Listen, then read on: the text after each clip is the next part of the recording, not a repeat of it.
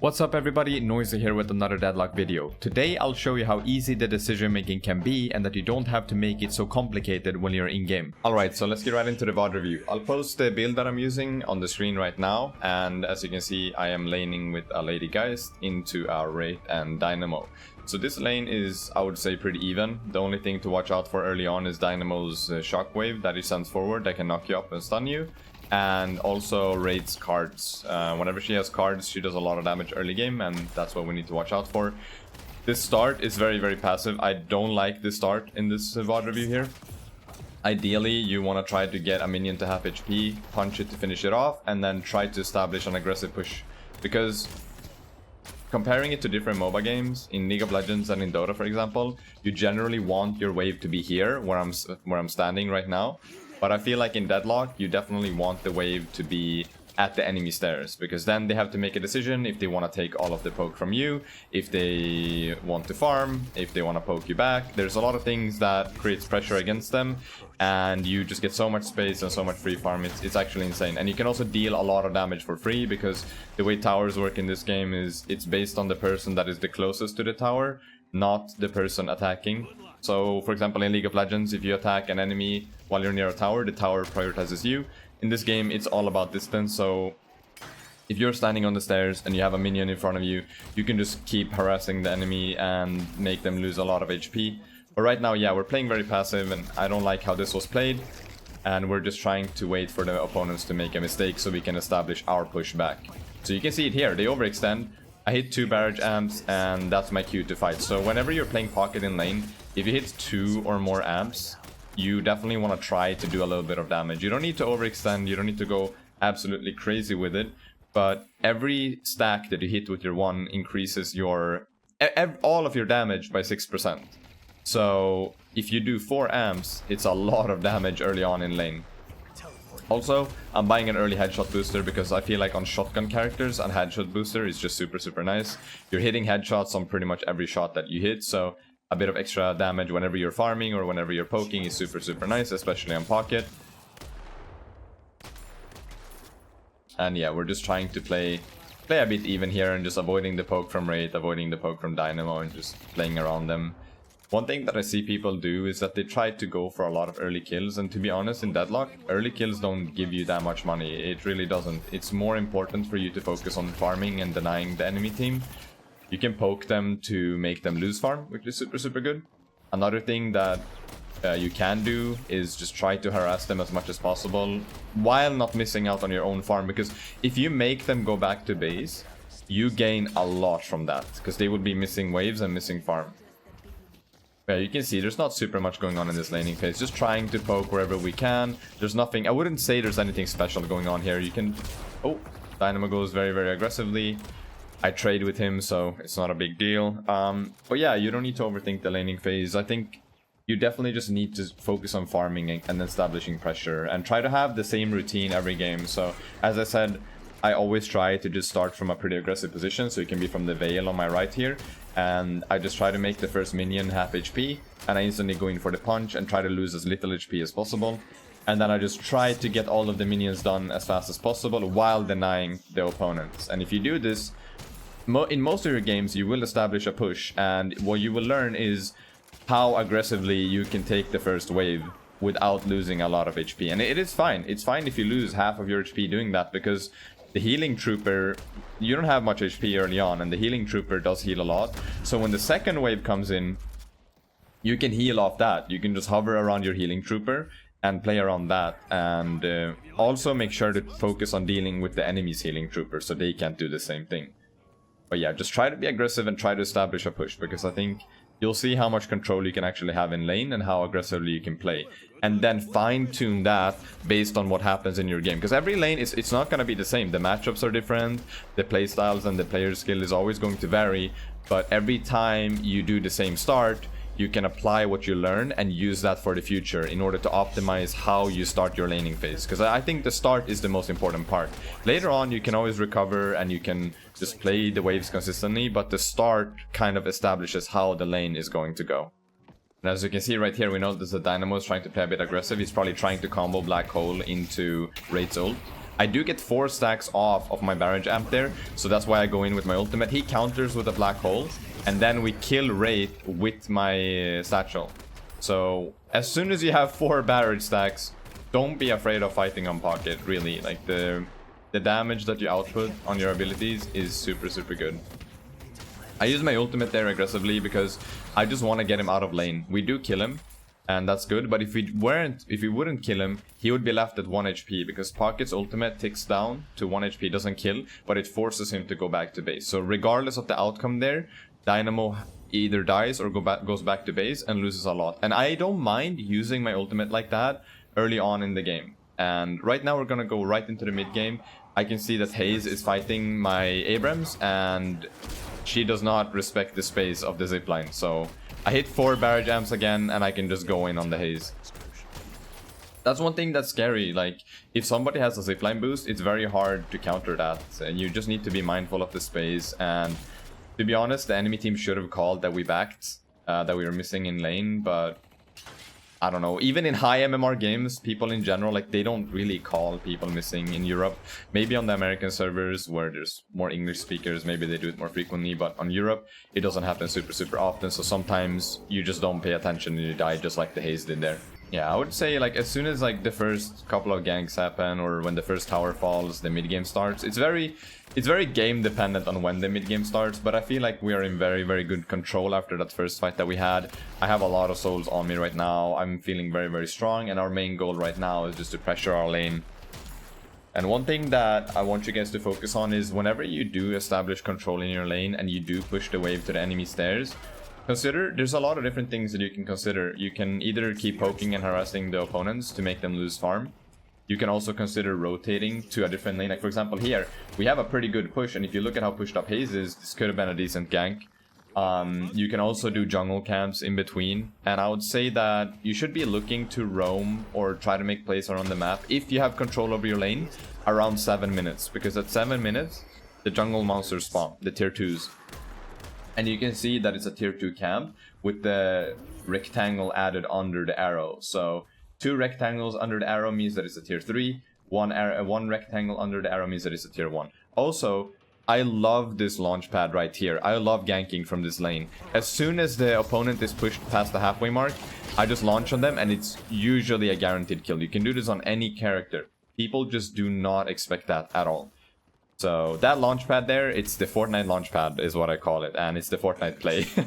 So whenever I'm playing with some pre-mates who used to be Fortnite players, because that's kind of my background, I used to compete professionally in Fortnite many years ago, we just call it, yeah, it's just Fortnite on, and let's just Fortnite launch, because it just feels like you're playing Fortnite again. It's really funny. Yeah, that Haze is not having a good time. He was winning lane against Abrams, and now he's been ganked 2 times, and he has to be very careful. Also, the tower for the Haze falls, and that's another indicator that, yeah, now we're in the mid game. And our wave is pushed up, so I just instantly go for the jungle camps just to increase my soul farm right here. I'm very strong right now. And the enemies can't really do much. So Pocket, he is very strong early game, and if you play consistently on Pocket and keep your soul farming up, he becomes a monster throughout the game. He's super scary. As soon as you get Majestic Leap, you are a ganking monster. You can he's basically an assassin, I would say. He gets in, he does a lot of burst damage, and then he gets out. Again, going with the launch pad. There's 2 players here, they're very overextended, so just going straight for the fight. I use my ult there. Haze tries to counter with his ult. Not super good, as it doesn't have a lot of range early on in the game. And now both Haze and Shiv are taking from my ult, which creates a lot of pressure. You don't need to wait for the perfect moment to use your ultimate ability on Pocket. It's not super good early game, so if you're getting into a fight, I would say, especially if you have barrage amps, if you have 3 or 4 stacks on your barrage, just use your ultimate, because they will take down, and it just creates so much pressure because they don't really have a consistent way of healing up that damage without going back to base. So it makes the enemy team play more careful around the map, and you instantly have more control. I get my Majestic Leap here, and here I can just pressure. I'm not scared of anything, because with Pocket, if you get into a fight, you just press your 2, then your 3, and then you just teleport out, and most of the time you are very safe.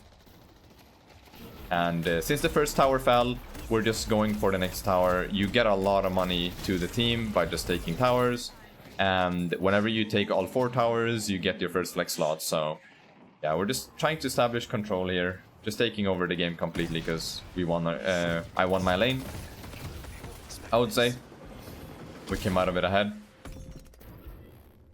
And yeah, just keeping the waves pushed up. And right now I'm just going to look to do things on the map.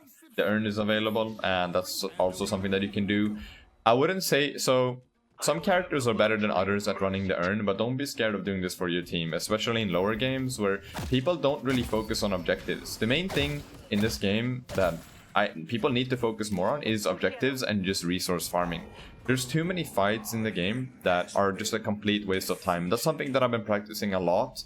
It's just whenever somebody makes an incredibly stupid play, and I know myself that this play is not a good play, I've just stopped following it completely.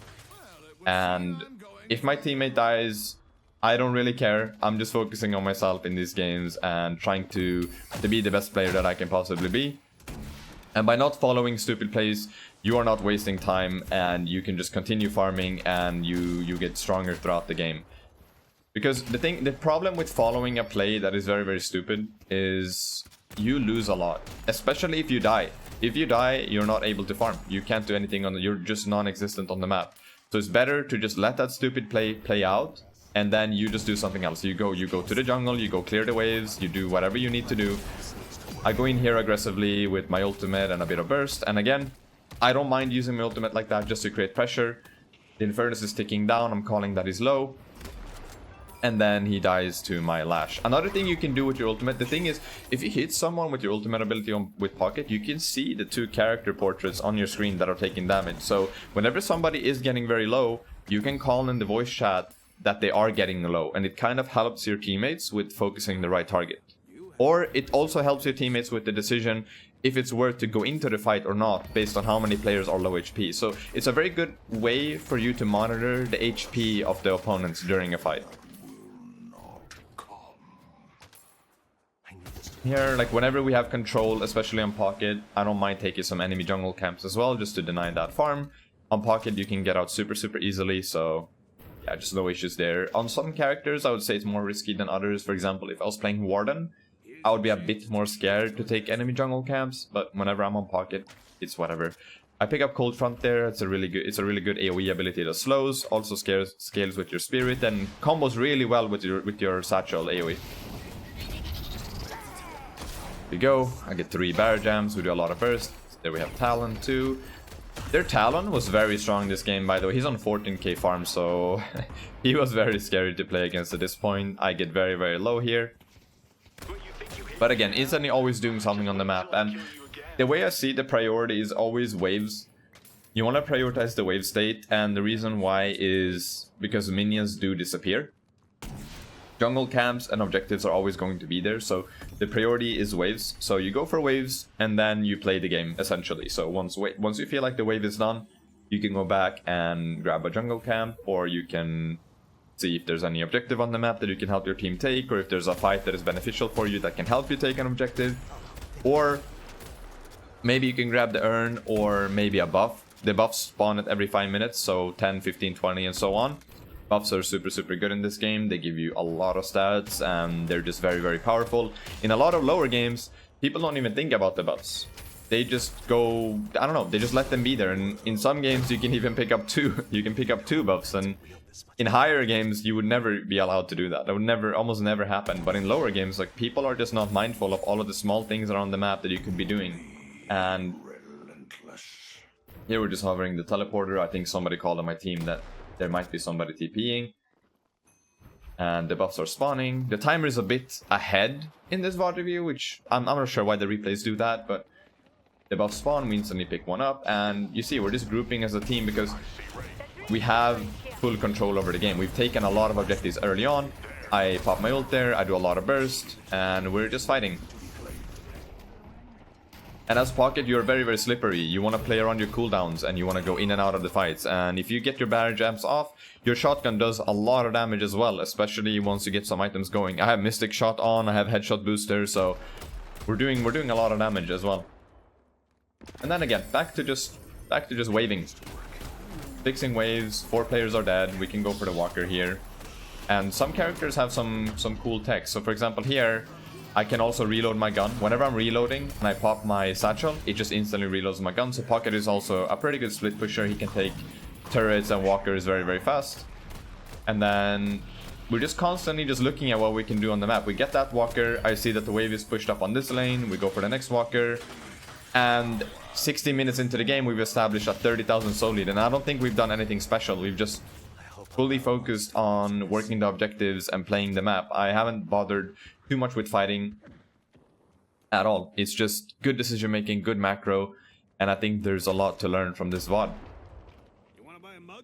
Buying my warp stone there. I just really like the combination of Majestic Leap and warp stone. You can delay warp stone, I think. It's not mandatory on Pocket, but just having it is just super nice, especially whenever you're playing into a haze, Infernus, Wraith ultimate, Singularity from Dynamo. Just being able to gain a little bit of extra distance there just helps so much. And if there isn't waves or anything to do on the map, I like to check this basement out. There's a lot of boxes and a lot of things that you can get. And whenever you get out, there are usually some jungle camps or some waves to take in the 2 lanes. I think I just did that to farm up my next 3k, and the item is going to be improved reach. And I always put improved reach and any cooldown stuff on my 4 ability, because late game, Pocket is honestly, he plays a lot around his ultimate ability. Like, you're going to use your Majestic Leap to get your barrage stacks up to 3 or 4, and then you are going to try to get your ultimate ability off with a little bit of burst, and then you get out. So I like to use Majestic Leap in the air to just get my ult off. So what I do is I Majestic Leap, I press my 2 ability backwards, so it shoots back. And then when I land inside of the enemy team, I use my ultimate, and then I instantly just teleport out, and you try to hit as many players as possible.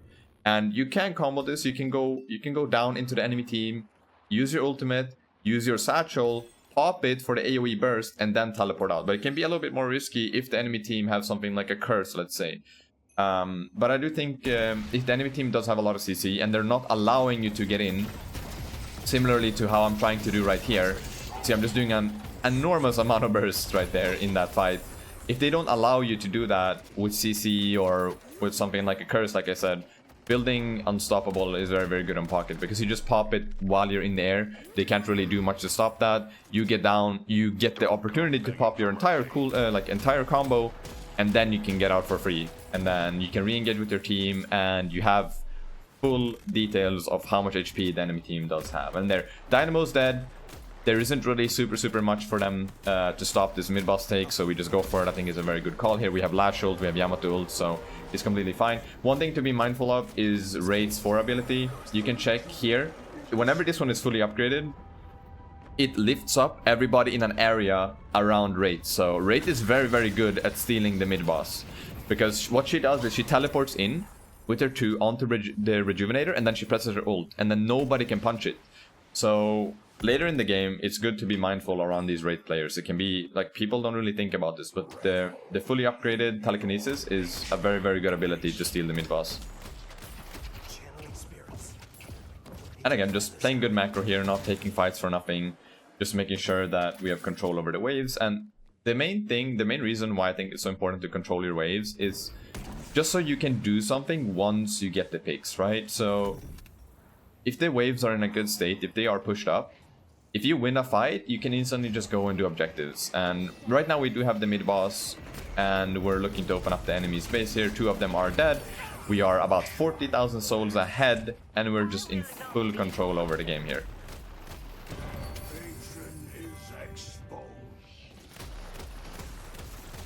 Two players are dead, and honestly, we are in a position to end the game right now. And when to end the game, it is very hard to know. It takes a lot of games of experience to know, but in general, if you have a significant gold lead, and if you have waves pushing in and you have the mid-boss, that is usually a good opportunity to try to end the game. If you just have normal waves without the mid-boss, it is harder to end, because if the enemy clear the waves, it makes the patron resistant to your shots. But yeah, here we can just look to end. We're so far ahead of them, and it's just an incredibly clean game. And I do hope that you learned something from this one. And if you do have any questions, feel free to pop into my Discord or message me here in the comments down below. You can message me on Twitter too, or just pop into my Twitch stream whenever I'm streaming live. I'm playing a lot of Pocket, and I'll show you the post-game screen right here. There we go. So 6-0-13, just an incredibly clean game. Very, very good decision making in macro around Pocket. Team followed most of the things that I did, and even if the team didn't follow, I felt like I was in control of the game. And I think, again, there's a lot for you to learn from here. So thank you so much for watching today, and I'll see you in the next video. All right, take care. Bye bye.